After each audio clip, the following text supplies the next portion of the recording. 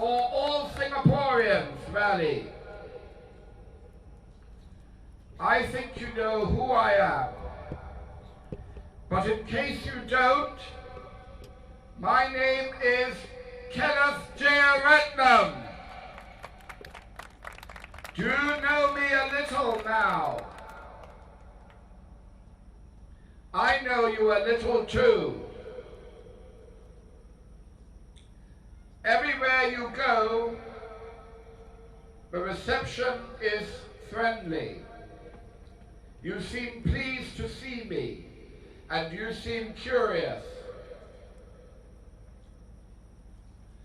One resident I met last night had a WP flag in her window. She was just as friendly as everyone else. I asked her, did this mean she was going to vote for the Workers' Party? And she made a little face. Then she told me how upset she was with her situation. She talked about all the problems we Singaporeans face here, and every single one was a national problem. This lovely lady is typical of Punggol East residents. There is a general feeling here of disappointment with the Workers' Party. So was she going to vote WP? No, she was not. Was she going to vote RP? I do not know. But I know she should do. If she wants an MP to file motions putting forward proposals and alternatives that will make her life better, give her a better and brighter future, then she should vote RP. My job tonight is to tell you why you should turn your curiosity about me, your disenchantment with WP, your anger at the PAP, into a vote for RP. They will tell you I am a vote spoiler. They will say, vote tactically, even if Kenneth Jeyaretnam is the best candidate. And I will attempt to persuade you that unless you vote for me, you may as well spoil your vote. Let me tell you a little about me. I am the Secretary General of the Reform Party, which I think you know. I am an economist, and I worked in the finance industry for over 25 years with an unblemished record. Some of you have told me that you admire my guts, but let me tell you, I am not invincible. I am not Superman. I am an ordinary man, a Singaporean born and bred. My journey to hedge fund manager and then full-time politician was not the average journey that we Singaporeans take. In fact, it was quite upside down. Maybe that is why I am not afraid to swim against the tide. I was born into one of the founding families of Singapore. Both my parents were highly educated professionals. We lived in a bungalow with a driver and domestic helpers, and my dog, Bonnie. I served 2.5 years in national service. During NS, my mother died from breast cancer, and then I went to an expensive world-class university. But then my life took an unexpected turn. As a young man, I watched as my father lost everything he had, for no other reason than that he stood up for a set of beliefs. So mine was not the typical rags to riches journey. It was very clearly a riches to rags, to one good suit, and then hedge fund manager. And now here I am. I learnt about democracy from my father. I learnt about justice. And I learnt about persistence. One thing you know about me is that you can knock me down, but every time I will get up again and put my feet firmly back on the path to democracy. That is my journey.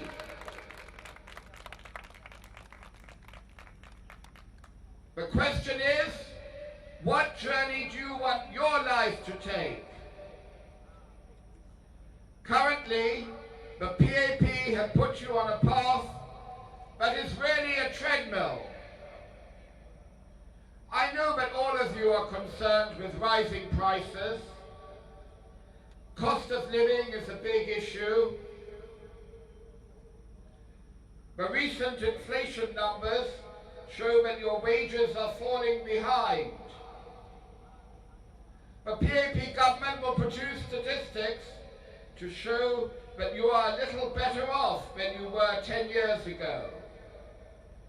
Even though 10 years ago your wages were at about the same level that they were in 1998. But you know these figures are bogus. They don't correct for the longer hours you're working or the higher cost of housing. Nor do they correct for the impact of the immigration of highly paid foreigners who are taking your jobs. You work the longest hours in the developed world, and yet your living standards are only on a par with the inhabitants of Kuala Lumpur. The PAP will say that our GDP per capita is the third highest in the world. But we're only a city, so it's not right to compare us with other countries. In fact, our living standards as a city lag behind those of the citizens of Taipei, Seoul, and Tokyo. I talked about the UBS survey in 2009 at my last rally. Strangely, UBS have continued to publish their global survey, but now they leave Singapore out of it. Perhaps our government exerted some pressure on UBS to drop us from their survey. After all, if you can stop anyone else publishing statistics that contradict the PAP's rosy figures, perhaps you can convince the people that life is getting better, just like North Korea. I know that the other candidates have no idea how to get you off that treadmill. That is why they sit so blindly obedient in Parliament, voting with the government on every issue that counts. Sometimes they might ask a few questions, but as Sylvia Lim put it, why rock the boat? They saw what happened to their former leader. It's far better to sit in Parliament, drawing their MP allowances and saying they'll never be ready to form the government. I too have questions, but I also have a lot of the answers.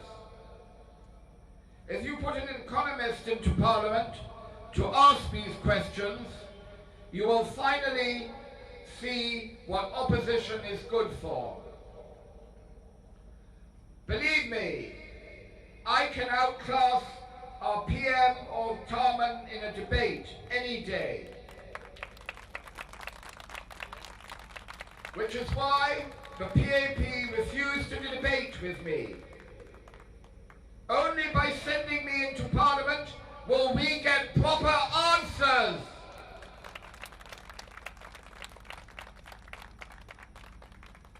Where were the other candidates when I wrote letters to the Finance Minister pointing out discrepancies in the budget? I asked the Finance Minister to explain why the reserves appeared to be much lower than they should be, given the surpluses generated by years of government-imposed austerity and enforced savings in CPF. I used the government's own figures for the level of total assets and of borrowing to work out that GIC appears only to have made a return of 2.5% per annum over the last 30 years.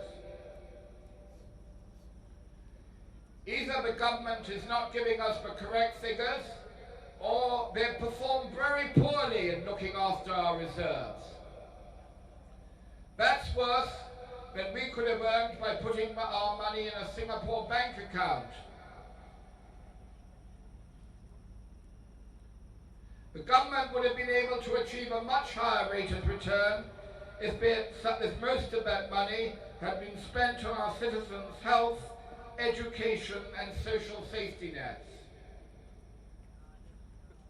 If the current trend continues indefinitely, there will come a day when the government's assets will not be enough to repay CPF holders. Which is why the PM keeps talking about having to raise taxes. And when he means taxes, it's a fair bet he doesn't mean taxes on the wealthy. He means GST, which is a regressive tax paid by ordinary people like you. That is why the Reform Party has made it one of the central tenets of its manifesto to push for the privatization of Temasek and GIC. We want to bring about greater transparency and accountability. We want to distribute shares in Temasek and GIC to Singapore citizens. This is because we firmly believed that the best way to level the playing field and reduce inequalities of income is to raise up the people at the bottom rather than tear down the people at the top. Where were the other candidates when I raised the issue of our loan commitment to the IMF? That is $5 billion of our reserves. That is more than this government spent on health in 2012. So please remember, as you wait in line at a polyclinic for hours, or forego treatment for cancer because you cannot afford the drugs, or you run out of MediSave and put off visiting the doctor, or MediShield fails to cover you for a life-threatening operation, remember that our money is helping Europeans living in countries with far better welfare systems than you enjoy maintain their profligate living standards. The government has tried to argue that it does not need presidential or parliamentary approval because this is a commercial asset. But it is not. We will earn very close to zero interest on this loan should it be made, while the government has to pay CPF holders up to 4% per annum.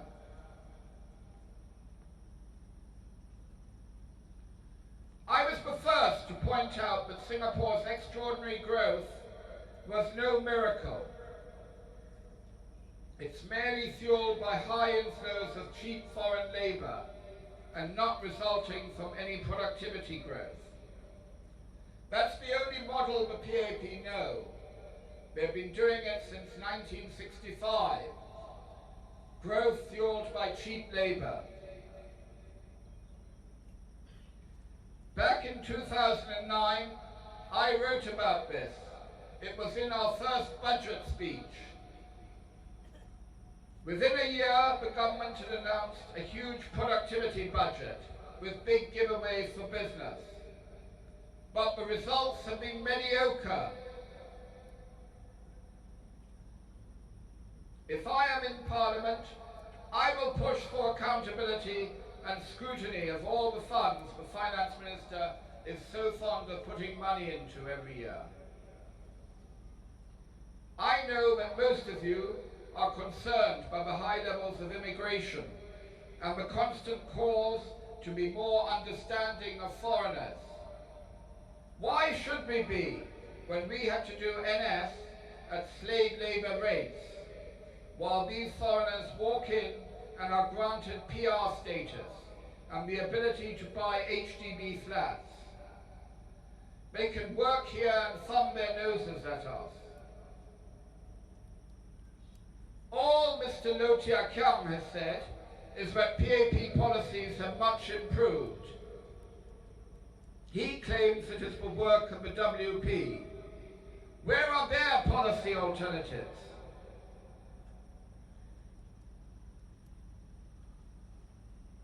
They do not have an economist in their ranks. In contrast, the Reform Party has since 2009 had policy alternatives designed to provide a brighter future for Singaporeans.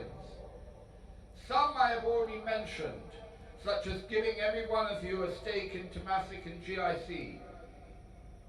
Others include giving you the freehold of your HDB so that you can reap the real increase in the value of your property, so that you are not dependent on the government for upgrading and restructuring.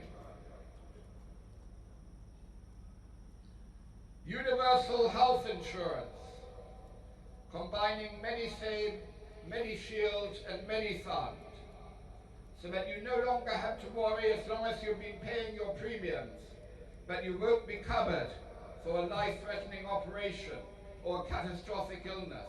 But when you're old, you won't have to depend on your children or have to opt to die quietly. Giving you control over your savings decisions. I've already mentioned the broken promise of CPF that you would be able to draw out your money at 55. The figures show that the government doesn't need the money, so why have they changed the rules again and again? We want stricter controls on immigration. As an economist, perhaps I'd like to see a limit on the total numbers who can come in and an auction of those places. We want universal, free and inclusive education from preschool to secondary level. So the government, since the Punggol East by-election was announced, it seems to have had a miraculous effect on the purse strings of the PAP as they have announced package after package. But we believe that preschool education should be free for everyone. We would reduce national service to 1 year and pay you a market wage with the aim of replacing conscription with a regular army.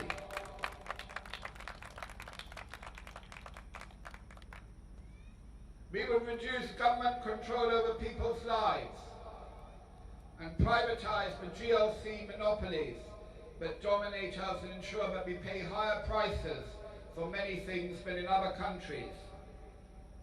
We'd introduce a minimum wage to protect our low-skilled or low-income workers from foreign cheap labour competition.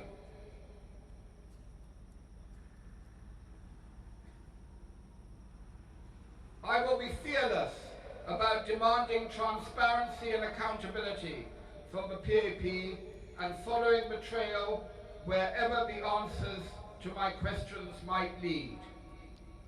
Of course, I will play a constructive role in Parliament. That is why we have policy alternatives that are better than the PAP's. In contrast to Miss Lim, who said she was pro-Singapore, the Reform Party will be pro-Singaporean.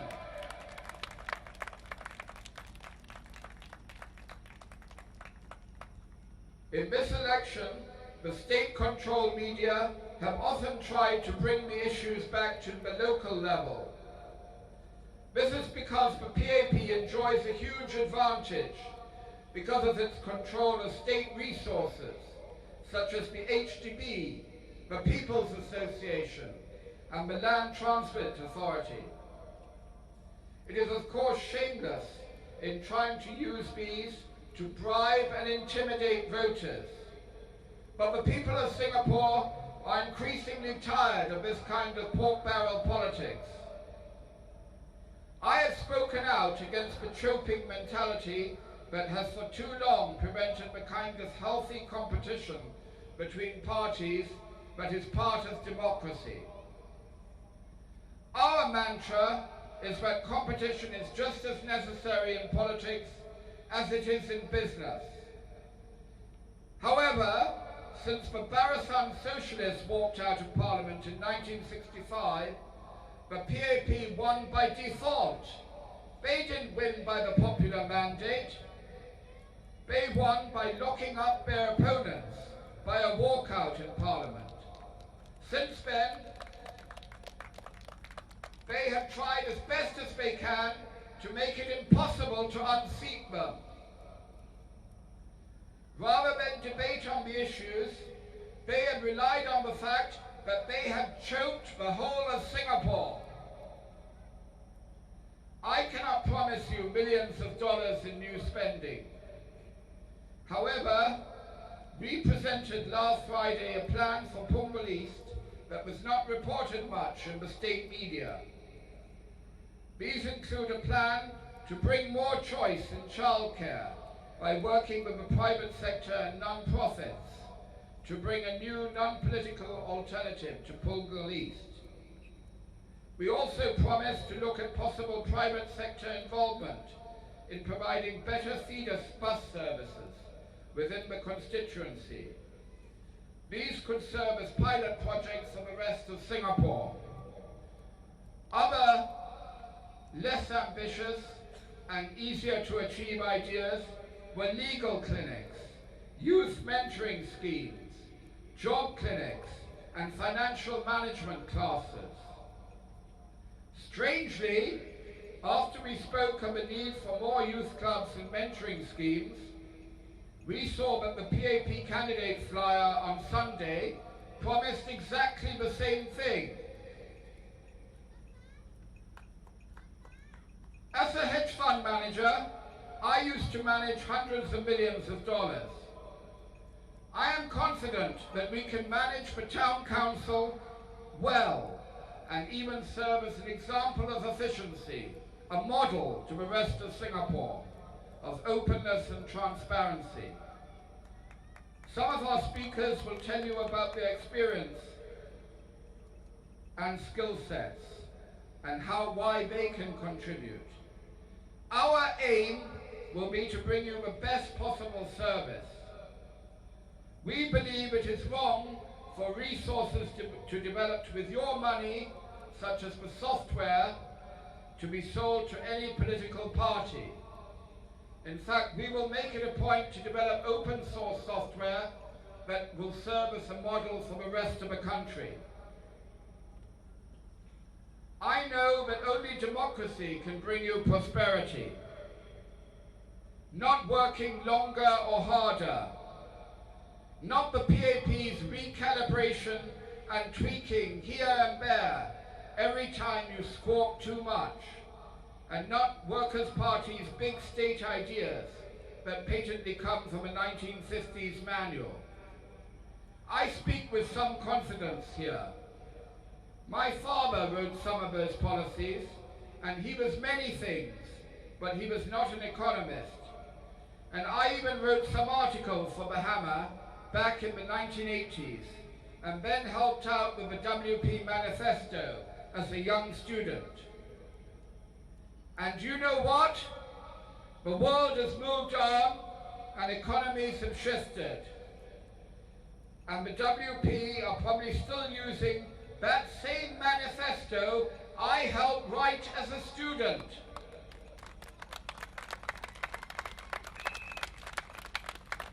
Our first rally was named the No More Broken Promises Rally. We told you that in 2011, two heavyweight brands came here. They both broke promises to you equally. If you spoil your vote on Saturday, you will spoil our chance at saving our democratic society, promised in our pledge.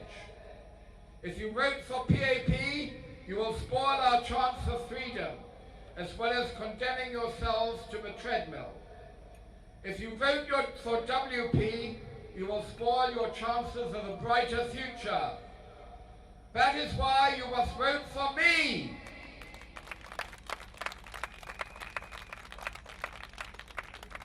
I think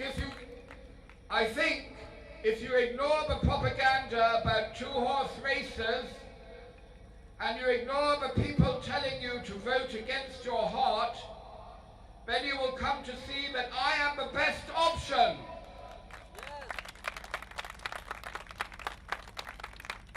What is voting tactically? It means voting for a party you don't believe in anymore, to stop a party you are angry with. That is betraying democracy. Don't worry about the figures, the statistics. Let me handle the numbers. We Singaporeans, we can vote for our future. We should vote for Reform Party, and we must vote for Mr. Kenneth Jeyaretnam. Vote for the Reform Party! Thank you!